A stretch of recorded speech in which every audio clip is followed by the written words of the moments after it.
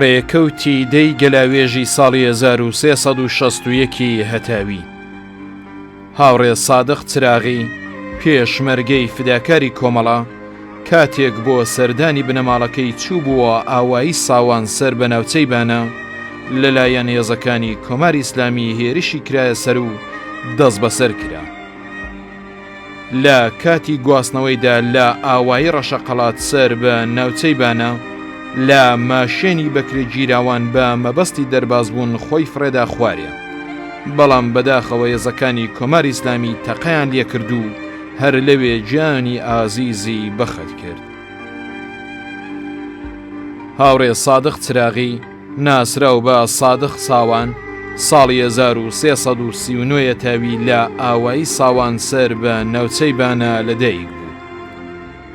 ساڵی 1358 تاوی پاش بینینی زوڵم و زۆری حکوومەتی تازە بەدەسەڵات گەیشتووی کۆماری ئیسلامی بە هەستێکی پڕ لە ئازادی خوازی پەیوەندی بە کۆمەڵەوە گرت و بوو بە پێشمەرگەی کۆمەڵە.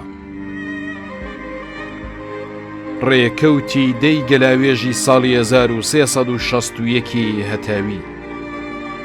هاوڕێ ڕەعوف ئەمینی پێشمەرگەی فیداکاری کۆمەڵە کە لە شەڕی دۆڵە هەرزن سەر بە ناوچەی بانە بریندار ببوو بەهۆی توندی برینەکەی پاش چەند مانگ لە شاری بانە گیانی ئازیزی بەخەت کرد. هاوڕێ ڕەعوف ئەمینی. ڕێکەوتی دەی گەلاوێژی ساڵی 1365 هەتاوی.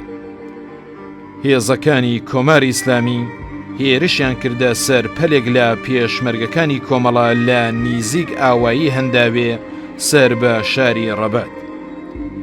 ئەم هێرشە هێزەکانی کۆماری ئیسلامی لەگەڵ مقاومەت و بەرەنگاری پێشمەرگەکانی کۆمەڵە بەرەوڕوو بووەوە.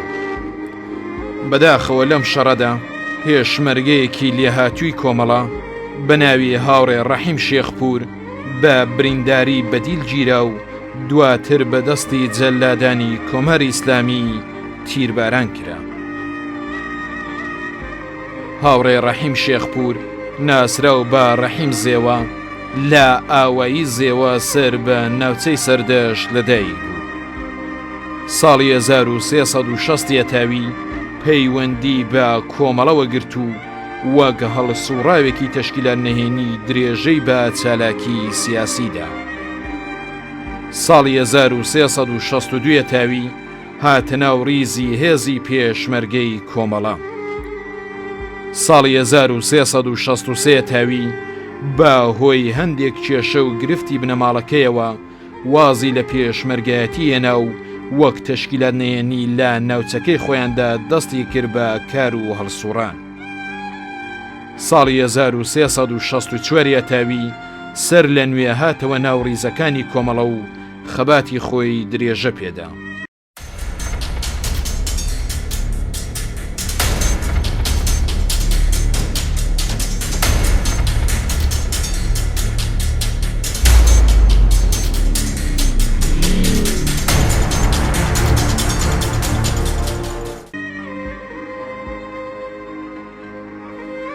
ڕێکەوتی 11 گەلاوێژی ساڵی 1362 هەتاوی. جەلادانی کۆماری ئیسلامی کێکۆشەرێکی کۆمەڵەیان بە ناوی هاوڕێ جاسم خەڕات لەو پەڕی وەحشی گەریەوە لە زیندانی ئەوین تیرباران کرد. هاوڕێ جاسم خەڕات. ڕێکەوتی 11 گەلاوێژی ساڵی 1362 هەتاوی. هاوڕێ عومەر ئەحمەدی هەڵسوڕاوی تەشکیلاتی کۆمەڵە پاش ئەشکەنجە و ئازارێکی زۆر لەلایەن جەلادانی کۆماری ئیسلامیەوە لە شاری سەقز تیرباران کرا. هاوڕێ عومەر ئەحمەدی ساڵی 1340 هەتاوی لە ئاوایی تاڵەجار سەر بە سەرشیوی سەقز لەدایک بوو. تا وەرگرتنی بڕوانامەی دیپلۆم درێژەی بە خوێندندا و پاش دەستپێکردنی هەڵسوڕانی ئاشکرای کۆمەڵە پەیوەندی بە کۆمەڵەوە گرت و لە بەشی ڕێکخستنی نهێنی کۆمەڵەدا هەڵسوڕانی سیاسی خۆی دەست پێ کرد. پاش ماوەیەک چالاکی لەلایەن هێزەکانی کۆماری ئیسلامی دەست بەسەر کرا. ڕێکەوتی 11 گەلاوێژی ساڵی 1361 هەتاوی. جەلادانی کۆماری ئیسلامی پێشمەرگەیەکی فداکاری کۆمەڵەیان لە زیندانی شاری سنە بە ناوی هاوڕێ خوسرە و ساعیدی تیرباران کرد. هاوڕێ خوسرە و ساعیدی ساڵی 1336 هەتاوی لە شاری سنە لەدایک بوو. ساڵی 1357 هەتاوی لەگەڵ مەسائلی سیاسی ئاشنایی پەیدا کرد. ساڵی 1359 هەتاوی پەیوەست بوو بە ڕیزی پێشمەرگەی کۆمەڵە و دوای ماوەیەک فەرماندەهی دەستەیەک لە پێشمەرگەکانی کۆمەڵەی پێسپێردرا. ڕێکەوتی 11 گەلاوێژی ساڵی 1362 هەتاوی. جەلادانی کۆماری ئیسلامی لە زیندانی شاری ورمێ پێشمەرگەیەکی فداکاری کۆمەڵەیان بە ناوی هاوڕێ عەلی قادرزادە تیرباران کرد. هاوڕێ عەلی قادرزادە ساڵی 1335 هەتاوی لە شاری مەهاباد لەدایک بوو. ساڵی 1358 هەتاوی پەیوەندی بە تشکیلاتی کۆمەڵەوە گرت. ساڵی 1361 هەتاوی بوو بە جێگری ئەندامی کومیتەی شاری مەهاباد و دوجار بەهاری ساڵی 1362 هەتاوی بوو بە ئەندامی ئەو کومیتەیە. بەڵام لەلایەن بەکرێ گیراوانی کۆماری ئیسلامی شناسایی کرا و دەست بەسەر کرا. هاوڕێ عەلی لە ئاخرین چاوپێکەوتنی لەگەڵ بنەماڵەکەی ڕووی لە دایکی ڕەنجکێشاوی دەڵێت: دایەگیان، بە ئامانجی بەرزمان سوێندت دەدەم کە پاش مەرگم نەگریت و بەڵێنت لێدەستێنم کە خەمی لە دەستدانی من بکەیتە ئاور و بیڕژێنیتە سەر دوژمنانی نیشتمانەکەم. ڕێکەوتی 11 گەلاوێژی ساڵی 1362 هەتاوی.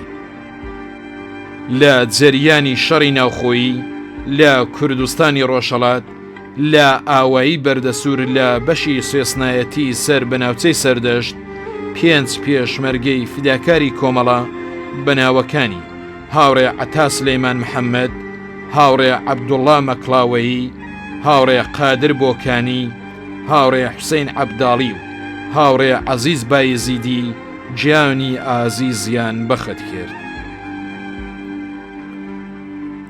هاوڕێ حوسێن عەبداڵی ساڵی 1339 هەتاوی لە شاری سەردەشت لەدایک بوو. پاش تەواوکردنی دەورانی خوێندنی ناوەندی لە دانشسەرا وەرگیرە.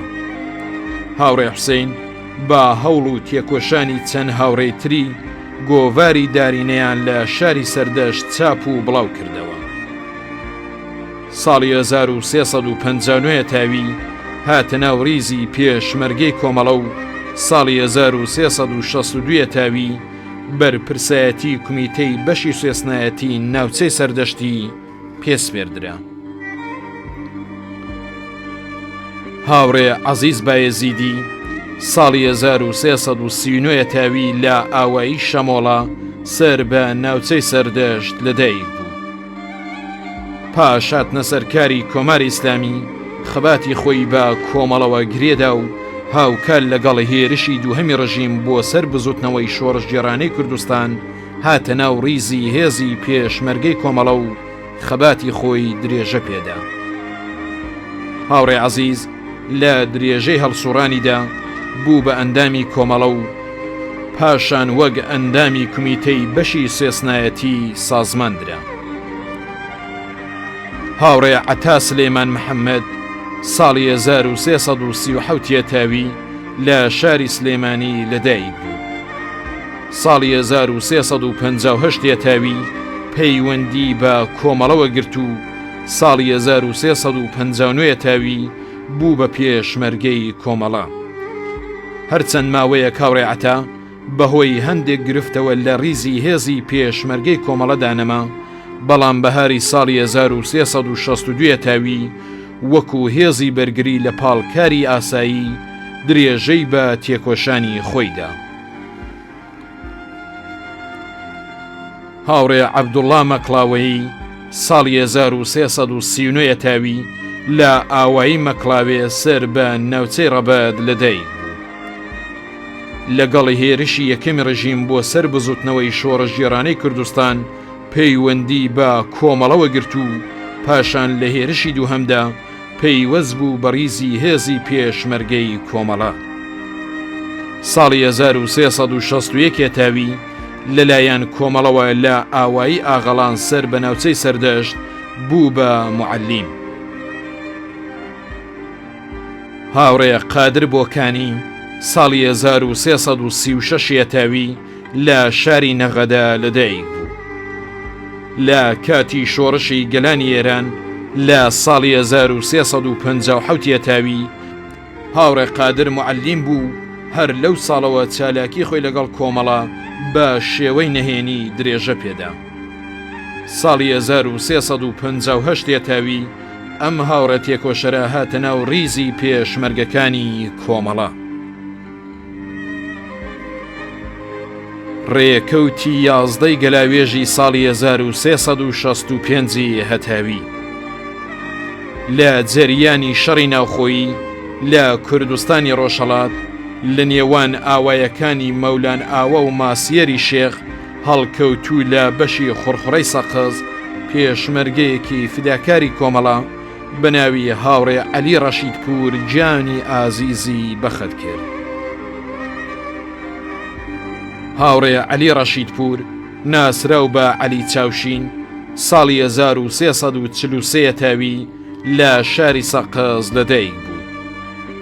پاش ڕاپەڕینی گەلانی ئێران لە ساڵی 1357 تاوی پەیوەندی بە کۆمەڵەوە گرت و هەڵسوڕانی خۆی لە ڕێخستنەکانی بەشی تەشکیلاتی نەیەنیدا درێژە پێدا. ساڵی 1360 تاوی هاتە ناو ریزی پێشمەرگەی کۆمەڵە و لە درێژەی هەڵسوڕانیدا بوو بە ئەندامی کۆمەڵە و پاشان بەرپرسی سیاسی و نیزامی دەستەیەک لە پێشمەرگەکانی کۆمەڵەی پێسپێردرا.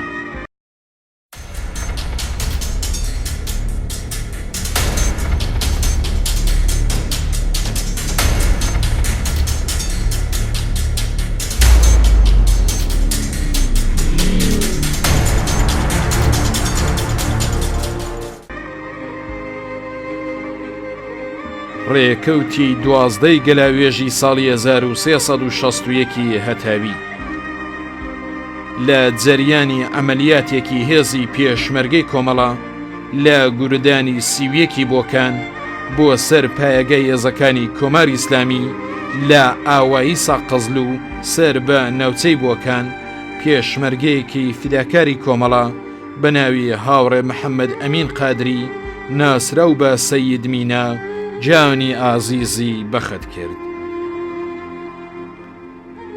هاوڕێ محەممەد ئەمین قادری ناسراو بە سەید مینا دووهەمین شەهیدی بنەماڵەکەی ساڵی 1341 تاوی لە ئاوایی دەرمان سەر بە ناوچەی مەهاباد لەدایک بوو.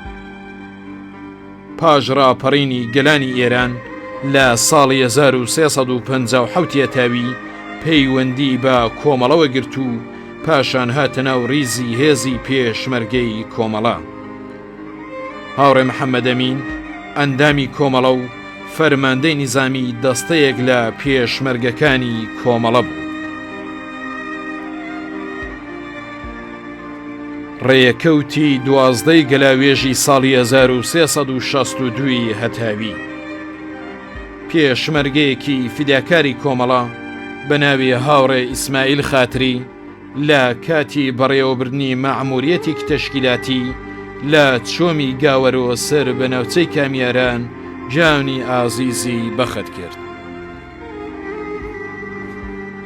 هاوڕێ ئیسماعیل خاتری ساڵی 1338 تاوی لە ئاوایی شایەنی سەر بە ناوچەی کامیاران لەدایک بوو. ساڵی 1358 تاوی پاش ڕاپەڕینی خەڵکی کوردستان پەیوەندی بە تەشکیلاتی کۆمەڵەوە گرت. ساڵی 1362 تاوی بە بڕیاری تەشکیلاتی کۆمەڵە هاتە ناو ریزی پێشمەرگەی کۆمەڵە. ڕێکەوتی 12 گەلاوێژی ساڵی 1362 هەتاوی پێشمەرگەیەکی فیداکاری کۆمەڵە بە ناوی هاوڕێ محەممەد ساری بەهۆی خۆمپارە بارانکرانی ناوچەی سەردەشت لەلایەن هێزەکانی کۆماری ئیسلامیەوە کەوتە بەر پڕیشکی خۆمپارە و گیانی ئازیزی بەخت کرد. هاوڕێ محەممەد ساری لە شاری شیراز لەدایک بوو. مانگی جۆزەردانی ساڵی 1362 تاوی لە ناوچەی سەردەش خۆی گەیاندە واحیدەکانی پێشمەرگەی کۆمەڵە و بوو بە پێشمەرگەی کۆمەڵە.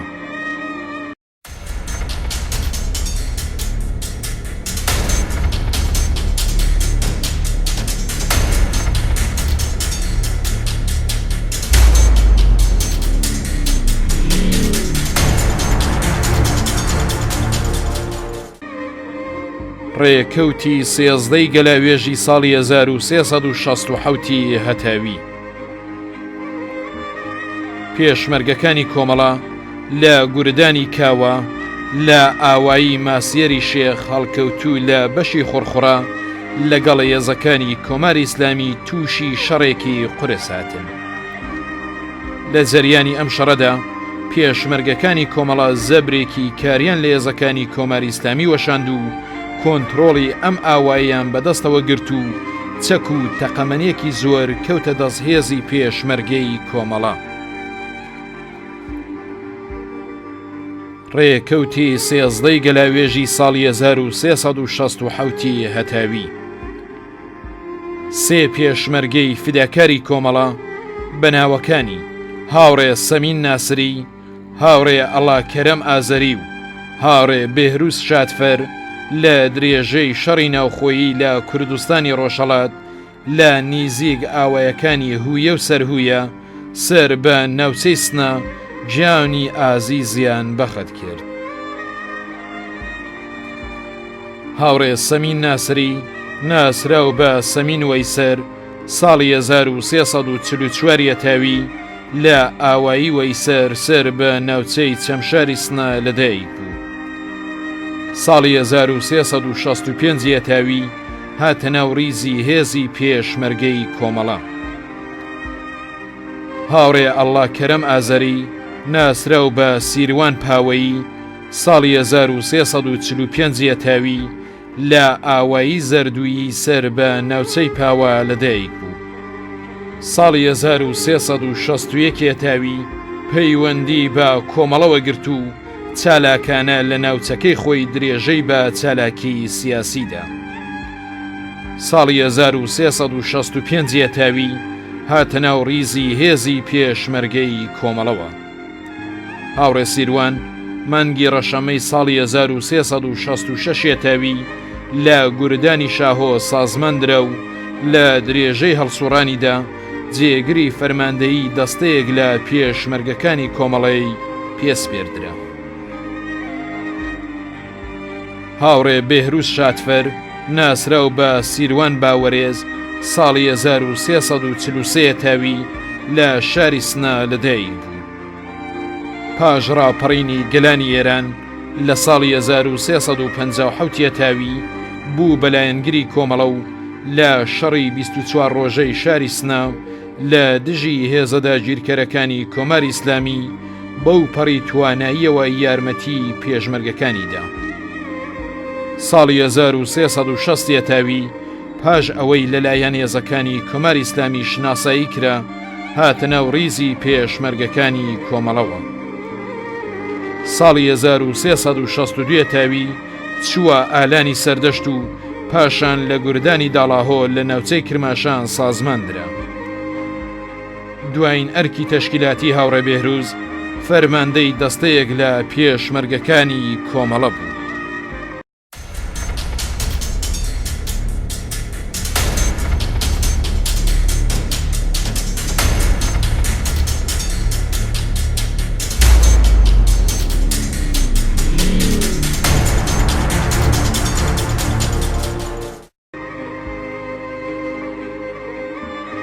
ڕێکەوتی چاردەی گەلاوێژی ساڵی 1361 هەتاوی. کێوەکانی سێکوچکە لە ناوچەی کۆماسی شایدی قارەمانێتی و فیداکاری دەستەیەک لە پێشمەرگەکانی کۆمەڵە لە بەرامبەری هێزەدا گیرکەرەکانی کۆماری ئیسلامی بوو. لەم شەڕە سەخت و حەماسیەدا دوو پێشمەرگەی فیداکاری کۆمەڵە بەناوەکانی هاوڕێ جەلال تارین و هاوڕێ خوسرە و تەباشیر پاش خۆڕاگرێکی قارەمانانە گیانی ئازیزیان بەخت کرد. هاوڕێ جەلال تارین ناسراو بە جەلال و لەژێر ساڵی 1338 تاوی لە ئاوایی و لەژێر سەر بە ناوچەی مەریوان لەدایک بوو. لە بزوتنەوەی جوتیارانی ئاوایەکانی مەریوان دەوری بەرچاوی جێراو. ساڵی 1357 تاوی هاوکار لەگەڵ ڕاپەڕینی گەلانی ئێران لە دژی ڕژیمی پاشایەتی خەباتی سیاسی خۆی با ڕیزەکانی کۆمەڵەوە گرێدا. هاوڕێ جەلال لە چەندین مەیدانی شەڕ و عەمەلیاتی هێزی پێشمەرگەی کۆمەڵە بە دژی هێزەدا گیرکەرەکانی کۆماری ئیسلامی وەک فەرماندەیەکی لێهاتوو فیداکاری لە خۆی نیشاندا و لە درێژەی هەڵسوڕانیدا بوو بە ئەندامی کۆمەڵە. هاوڕێ خوسرە و تەباشیر ساڵی 1346 تاوی لە ناوچەی کەڵاتەرزان سەر بە ناوچەی مەریوان لەدایک بوو. لە سەرەتای ڕاپەڕینی گەلانی ئێران لە هەستەیەک بەناوی هەستەی کاوە چالاکی سیاسی دەکرد و پاشان بەهاری ساڵی 1361 تاوی هاتە ناو ڕیزی هێزی پێشمەرگەی کۆمەڵە و خەباتی خۆی درێژە پێدا. ڕێکەوتی چاردەی گەلاوێژی ساڵی 1362 هەتاوی. پێشمەرگەکانی کۆمەڵە لە ئەنجامی شەڕێکی سەخت و حەماسیدا توانیان پایەگای بەکرێ گیراوانی کۆماری ئیسلامی لە ئاوایی خۆشمەقام سەر بە ناوچەی دیواندەرە بگرن و هێزی دوژمن تووشی زەرەر و زیانێکی قورس بکەن. لە جەریانی ئەم عەمەلیاتەدا سێ پێشمەرگەی فیداکاری کۆمەڵە بەناوەکانی هاوڕێ یەدوڵڵا بزورگپەنا، هاوڕێ خەلیل فەتحی و هاوڕێ والی قەمەری گیانی ئازیزیان بەخت کرد. هاوڕێ یەدوڵڵا بزورگپەنا ساڵی 1341 تاوی لە شاری سنا لەدایک بوو. ساڵی 1360 تاوی هاتە ناو ڕیزی هێزی پێشمەرگەی کۆمەڵە. ئەم هاوڕێتیە کۆشەرە لە درێژەی هەڵسوڕانیدا لەلایەن تەشکیلاتەوە کرا بە ئەندامی کۆمەڵە و بەرپرسی کومیتەی ڕۆستایی پێسپێردرا. هاوڕێ خەلیل فەتحی ساڵی 1337 تاوی لە شاری دیواندەرە لەدایک بوو. ساڵی 1360 تاوی هاتە ناو ڕیزی پێشمەرگەی کۆمەڵە. هاوڕێ والی قەمەری ساڵی 1342 تاوی لە شاری دیواندەرە لەدایک بوو. ساڵی 1360 تاوی هاتە ناو ڕیزی پێشمەرگەی کۆمەڵە و بەرپرسی نیزامی دەستەیەک لە پێشمەرگەکانی کۆمەڵە دوایین پلەی حیزبی ئەم تێکۆشەرە بوو.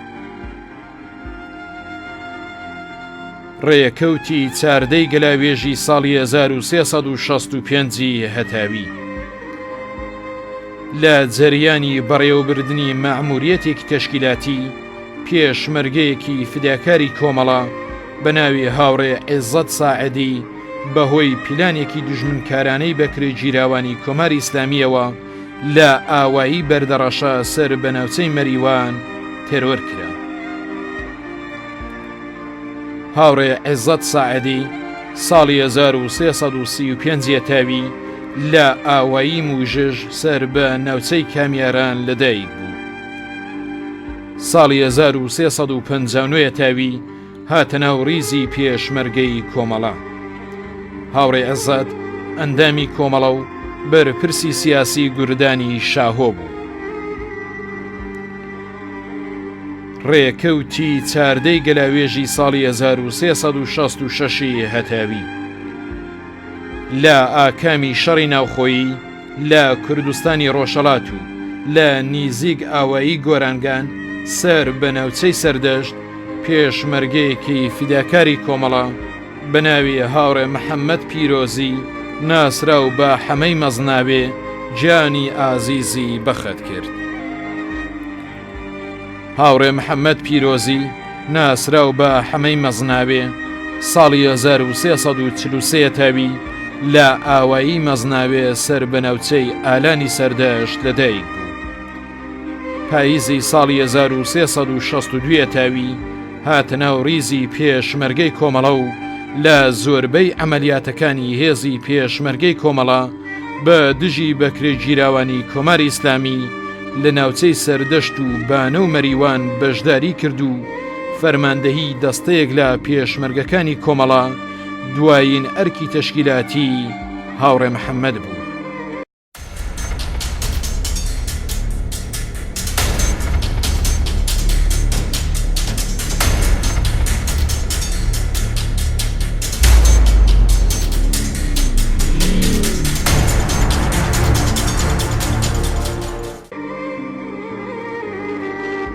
ڕێکەوتی پازدەی گەلاوێژی ساڵی 1363 هەتاوی پێشمەرگەکانی کۆمەڵە لە گوردانی 22 ورمێ هێرشی هێزەکانی کۆماری ئیسلامیان بۆ سەر ئاوایی ناوسەر لە ناوچەی مەحاڵی ئەنزەل لە نێوان جادەی ورمێ سەڵماز تێکشکان. ئەمە لە حاڵێکدا بوو کە چەند واحید لە پێشمەرگەکانی کۆمەڵە لەم ئاواییەدا بوو. هێزێکی یەکجار گەورەی بەکرێ گیراوانی کۆماری ئیسلامی ئەم ئاواییان گەمارۆدا. کاتێک پێشمەرگەکانی کۆمەڵە ئاگاداری ئەم هێرشە بوون دەست بەجێ سەنگەریان گرت و پاش شەڕێکی حەماسی و قارەمانانە توانیان شوێنە گرنگەکانی ئەم ئاواییە لە دەست دوژمن بستێنەوە و ئەم هێزەی داگیرکرد تووشی زەرەر و زیانێکی قورس بکەن. لە ئاکامی ئەم شەڕەدا دەیان کەس لە هێزەکانی کۆماری ئیسلامی کوژران و بریندار بوون و 13 کەسیشیان لێ بەدیل گیرە.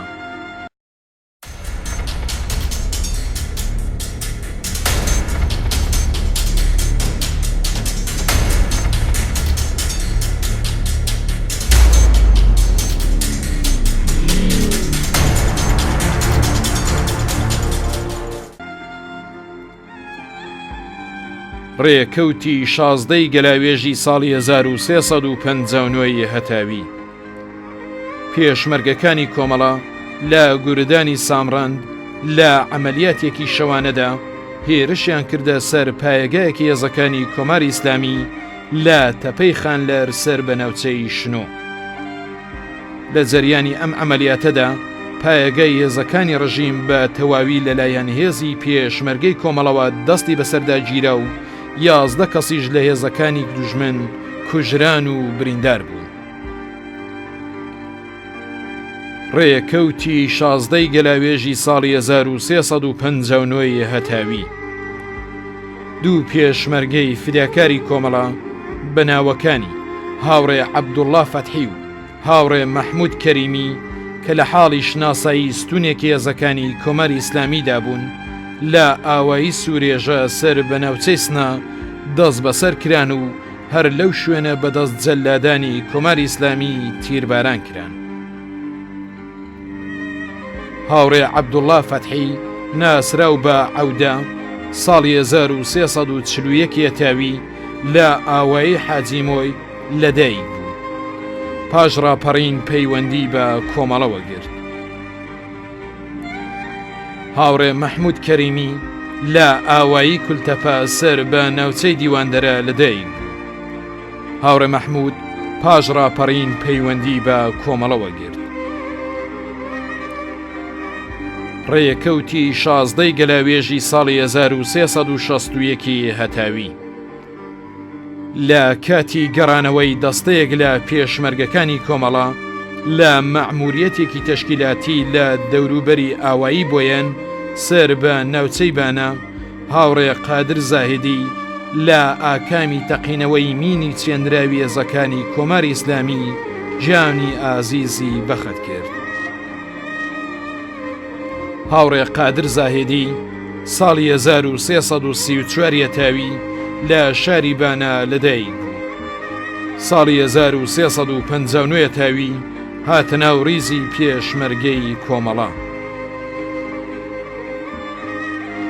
ڕێکەوتی 16 گەلاوێژی ساڵی 1362 هەتاوی بە هۆی ڕووداوێکی دڵتەزێن پێشمەرگەیەکی فیداکاری کۆمەڵە بە ناوی هاوڕێ عەزیز کەریمی ناسرا و بە سابیر گیانی ئازیزی لەدەستدا. هاوڕێ عەزیز کەریمی ناسرا و بە سابیر ساڵی 1336 تاوی لە ئاوایی هەڵیزاوە سەر بە ناوچەی لەیلا خیسنە لەدایک بوو. ساڵی 1359 تاوی پەیوەندی بە تەشکیلاتی کۆمەڵەوە گرت. ساڵی 1361 تاوی پەیوەست بوو بە ڕیزی پێشمەرگەی کۆمەڵە و لە پەلی شەهیدانی چیا سازمان درا و دوای ماوەیەکیش فێری خوێندن و نووسین بوو. دوایین ئەرکی تەشکیلاتی هاوڕێ عەزیز ئەندامی کمیتەی بەشی دەشتی تاڵ لە ناوچەی بانە بوو. ڕێکەوتی 16 گەلاوێژی ساڵی 1363 هەتاوی لە هێرشێکی هێزەکانی کۆماری ئیسلامی لە ئاوایی نەڵاسی سەردەشت بۆ سەر پێشمەرگەکانی کۆمەڵە هاوڕێ حوسێن چایپاز گیانی ئازیزی بەخت کرد. هاوڕێ حوسێن چایپاز ساڵی 1340 تاوی لە ئاوایی پارستان سەر بە ناوچەی سەردەشت لەدایک بوو. ساڵی 1362 تاوی هاتە ناو ڕیزی هێزی پێشمەرگەی کۆمەڵە. ڕێکەوتی 16 گەلاوێژی ساڵی 1366 هەتاوی واحدێک لە پێشمەرگەکانی کۆمەڵە کە لە شەڕی ئاوایی ناچیت سەر بە ناوچەی بۆکان گەڕابوونەوە و لە باخێک لە پەنای شاری بۆکان و نیزیک بە منتەقەی کوشتارگا لە حەسانەوەدا بوون، دوای ئاشکرابوونی حەشارگاکەیان لەلایەن بەکرێگیراوانی ڕژیمەوە لەلایەن هێزەکانی کۆماری ئیسلامی گەمارۆدران و ئەم شوێنە بە ڕۆژی ڕووناک بوو بە مەیدانی شەڕێکی نابەرابەر لە نێوان هێزەکانی کۆماری ئیسلامی و ئەم واحدە لە پێشمەرگە قارەمانەکانی کۆمەڵە لە گوردانی سویەکی بۆکان. لە ئاکامی شەڕێکی حەماسیدا 6 پێشمەرگەی فیداکاری کۆمەڵە بەناوەکانی هاوڕێ ئیسماعیل ڕاهنمون، هاوڕێ ڕەحیم عەبدینی، هاوڕێ عەلی عەزیزی، هاوڕێ حوسێن مستەفازادە، هاوڕێ فەتاح دەروێشی و هاوڕێ فەرهاد ڕەزایی گیانی ئازیزیان بەخت کرد. هاوڕێ ڕەحیم عەبدینی ساڵی 1339 تاوی لە ئاوایی داربەسەر سەر بە ناوچەی بۆکان لەدایک بوو. پاییزی ساڵی 1358 تاوی هاتە ناو ڕیزی پێشمەرگەی کۆمەڵە. هاوڕێ ڕەحیم ئەندامی کۆمەڵە و یەکێک لە فەرماندە نیزامەکانی کۆمەڵە و ئەندامی کمیتەی ناوچەی بۆکان بوو. هاوڕێ حوسێن مستەفازادە ساڵی 1337 تاوی لە شاری بۆکان لەدایک بوو. ئەمما مۆستا دڵسۆزەی دەبیرستانەکانی بۆکان ساڵی 1359 تاوی هاتە ناو ڕیزی پێشمەرگەی کۆمەڵە. هاوڕێ حوسێن ئەندامی کۆمەڵە و یەکێک لە کادرە سیاسیەکانی کۆمەڵە بوو، لە ناو ڕیزەکانی کۆمەڵەشدا مامۆستا بوو. هاوڕێ ئیسماعیل ڕاهنمون ساڵی 1338 تاوی لە ئاوایی حاجیاوای بۆکان لەدایک بوو. ساڵی 1358 تاوی هاتە ناو ڕیزی هێزی پێشمەرگەی کۆمەڵە. هاوڕێ ئیسماعیل ئەندامی کۆمەڵە و دەستیاری کمیتەی بەشی چۆمی مەجیدخان و ماوەیەکیش فەیزوڵڵا بەگی و فەرماندەی نظامی واحدێک لە پێشمەرگەکانی کۆمەڵەش لە گوردانی سیویەکی بۆکان بوو. هاوڕێ عەلی عەزیزی ناسراو بە عەلی حەمامیان ساڵی 1343 تاوی لە ئاوایی حەمامیان سەر بە ناوچەی بۆکان لەدایک بوو. ساڵی 1358 تاوی تا ساڵی 1364 تاوی تەشکیلات نهێنی کۆمەڵە بوو. خەرمانانی ئەو ساڵە هاتە ناو ڕیزی پێشمەرگەی کۆمەڵە و بەرپرسی پزیشکی کۆمەڵەیەی لە ئەستۆ بوو. هاوڕێ فەتاح دەروێشی ساڵی 1346 تاوی لە شارۆچکەی میراوەی بۆکان لەدایک بوو. ساڵی 1363 تاوی هاتە ناو ڕیزی پێشمەرگەی کۆمەڵە و جێگری دەستە دوایین پلەی حیزبی ئەم هاوڕێتیە کۆشەرە بوو. هاوڕێ فەرهاد ڕەزایی ناسراو بە عەزیز سنەیی ساڵی 1343 تاوی لە شاری سنا لەدایک بوو. ساڵی 1364 تاوی بوو بە پێشمەرگەی کۆمەڵە. ئەم هاوڕێ خۆشەویستە لەو شەڕەدا بریندار بوو، بەڵام لە کاتی گواستنەوەیدا کەوتە ژێر پەلاماری هێزەکانی کۆماری ئیسلامی و جانی ئازیزی بەخت کرد. ڕێکەوتی 16 گەلاوێژی ساڵی 1366 هەتاوی. هاوڕێ محەممەد ئەیوبی پێشمەرگەی فیداکاری کۆمەڵە لە ڕووداوێکی دڵتەزێن لە نزیک شاری سنا جانی ئازیزی لەدەستدا. هاوڕێ محەممەد ئەیوبی. ڕێکەوتی 16 گەلاوێژی ساڵی 1367 هەتاوی. لە ئاکامی بۆمبارانی مەخەڕێکی پێشمەرگەکانی کۆمەڵە لە دۆڵی بۆتێ نزیک شاری ڕانیە لە کوردستانی باشوور سێ پێشمەرگەی قارەمانی کۆمەڵە بەناوەکانی هاوڕێ حوسێن سوهەیلی، هاوڕێ ڕەحیم تلوعیفەر و هاوڕێ ڕەحمەتوڵڵا نیگنژاد جانی ئازیزیان بەخت کرد. هاوڕێ حوسێن سوهەیلی کادر و ئەندامی لێهاتووی کۆمەڵە ساڵی 1341 تاوی لە شاری مهاباد لەدایک بوو. ساڵی 1360 تاوی هاتە ناو ڕیزی پێشمەرگەی کۆمەڵە. هاوڕێ ڕەحیم تلوعیفەر ساڵی 1333 تاوی لە شاری بۆکان لەدایک بوو. ساڵی 1360 تاوی بوو بە بەرپرسی کۆمیسیۆنی پەروەردەی کۆمەڵە. هاوڕێ ڕەحیم ئەندامی کۆمەڵە بوو. هاوڕێ ڕەحمەتوڵڵا نیگنژاد ناسراو بە هوشەنگ فارس ساڵی 1338 تاوی لە شاری نور سەر بە ئۆستانی مازەندەران لەدایک بوو. ساڵی 1361 تاوی هاتە ناو ڕیزی هێزی پێشمەرگەی کۆمەڵە. ساڵی 1363 تاوی بوو بە بەرپرسی فێرگەی کۆمەڵە. ئەم ئەندامە چالاکەی کۆمەڵە ساڵی 1366 تاوی بوو بە جێگری فەرماندەی گوردانی کاوە.